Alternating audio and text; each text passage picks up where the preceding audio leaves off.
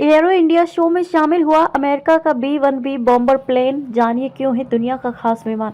बेंगलुरु में arrow India में अमेरिकी एयरफोर्स का बॉम्बर B-1B लॉन्चर तीसरी बार शामिल हुआ, जो गाइडेड और अनगाइडेड वेपन का सबसे ज़्यादा पेलोड क्षमता वाला सुपरसोनिक हैवी बॉम्बर है। इसके अलावा F-35 फाइटर जेट और KC-135 एरियल रिफ्लोलिंग टैंकर भी प्रदर्शन में शामिल है। वियतनाम युद्ध में इसका व्यापक इस्तेमाल हुआ था। अमेरिकी एयरफोर्स के बॉम्बर ने बेंगलुरु के आसमान में उड़ान भरी। लगातार तीसरी बार यूएस का B-1B एरो इंडिया में शामिल हुआ है। एरो इंडिया में शामिल होने अमेरिका के ये बॉम्बर गुआम के एंडरसन एयरफोर्स बेस से आया, जो इसकी टेम्परेरी ड्यूटी लोकेशन है।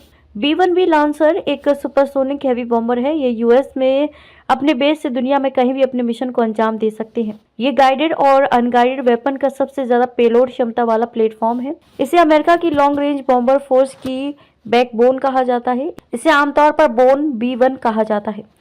ये विमान भी एरो इंडिया में शामिल बॉम्बर के अलावा यूएस एयरफोर्स के सबसे एडवांस फाइटर जेट F-35 भी एरो इंडिया में है और उड़ान भर रहे हैं। F-35 फिफ्थ जनरेशन एयरक्राफ्ट है। यूएस का फाइटर जेट F-16 KC-135 भी एरो इंडिया में डिस्प्ले पर है। KC-135 aerial refuelling tanker aircraft है, यानी कि इससे हवा में ही दूसरे एयरक्राफ्ट पर फ्यूल डाला जा सकता है।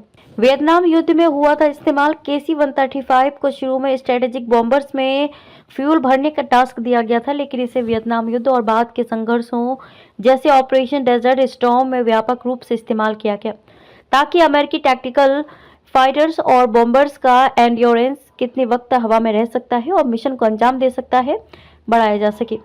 तीसरी बार एरो इंडिया में शामिल यूएस का बॉम्बर लगातार तीसरी बार एरो इंडिया में शामिल हुआ है। 2023 में एरो इंडिया में शामिल होने के लिए भी दो बॉम्बर गुआम में एंडरसन एयरफोर्स बेस से उड़ान भरकर भारत पहुंचे थे।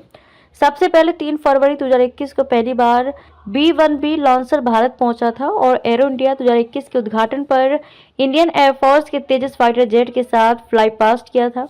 तब बॉम्बर को स्वदेशी तेजस ने एस्कॉर्ट किया।